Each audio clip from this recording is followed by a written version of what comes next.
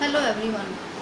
The Bihar teacher history maker मेरा mobile मेरी शिक्षा में मैं Rita Kumari from upgrade high school Phulwaria district Supaul से एक बार फिर इस मंच पे उपस्थित हूँ अपने ऑनलाइन क्लासेज को लेकर।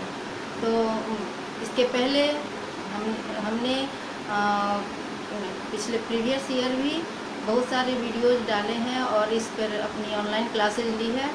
तो चलिए फिर से मैं आप लोगों के बीच इस मंच पर उपस्थित हूँ क्लास 10th की बायोलॉजी लेकर। तो सबसे पहले इस मंच से, इस प्लेटफॉर्म से जुड़े जितने भी स्टूडेंट हैं, टीचर्स हैं और हमारे जितने भी व्यूअर्स हैं, सबका पुनः एक बार इस मंच पर स्वागत है, अभिनंदन है। तो चलिए शुरू करते हैं। आज मैं जो टॉपिक लेकर आई हूँ वह क्लास 10th की बायोलॉजी के लाइफ प्रोसेस का चैप्टर है, एक्सक्रीशन, उत्सर्जन। इसके पहले हम लोग लाइफ प्रोसेस में कई चैप्टर पढ़ चुके हैं, जैसे न्यूट्रिशन, पोषण, श्वसन, रेस्पिरेशन और सर्कुलेशन, जिसे कि मैंने काफ़ी डिटेल से इसी मंच पर प्रीवियस ईयर पढ़ाया है। और इसके वीडियोज आप टीवीटी फेसबुक के ग्रुप से भी देख सकते हैं, या फिर the Bihar teacher history maker का जो यूट्यूब चैनल है वहाँ पर भी आप 10th biology by Rita Kumari search करके आप वहाँ से भी हमारे वीडियोज़ को, प्रीवियस वीडियोज़ को देख सकते हैं। तो चलिए शुरू करते हैं। आज का हमारा टॉपिक है एक्सक्रीशन। तो एक्सक्रीशन जो है या उत्सर्जन जो है, यह भी जैव प्रक्रम का ही एक टॉपिक है। जैव प्रक्रम में जैसे हम लोग लाइफ प्रोसेस में पढ़ चुके हैं,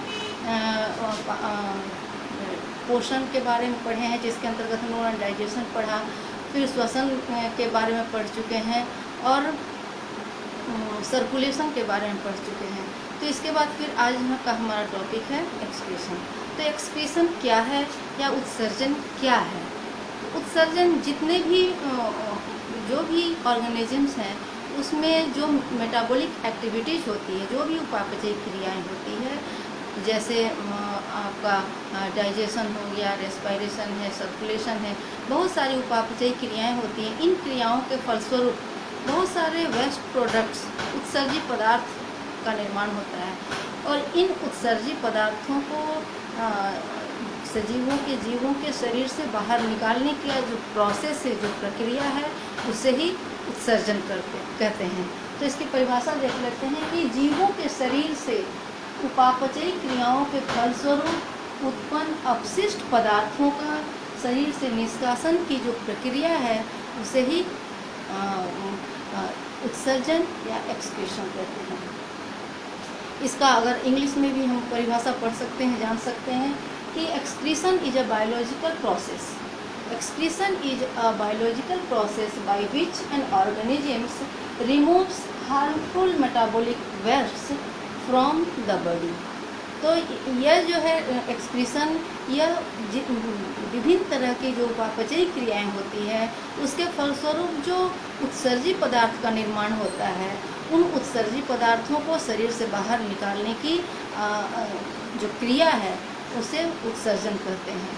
अब उपापचयी पदार्थ जो हैं या जो उत्सर्जी पदार्थ हैं, वे क्या हैं? तो हम लोगों ने पिछले क्लासेज में पढ़ा है, जैसे डाइजेशन या न्यूट्रिशन पढ़ा है, वहाँ पर भी हम लोगों ने पढ़ा कि बहुत सारे अपचय पदार्थ हैं, या लीवर में जो है अमोनिया, यूरिया, इन सब का फॉर्मेशन होता है।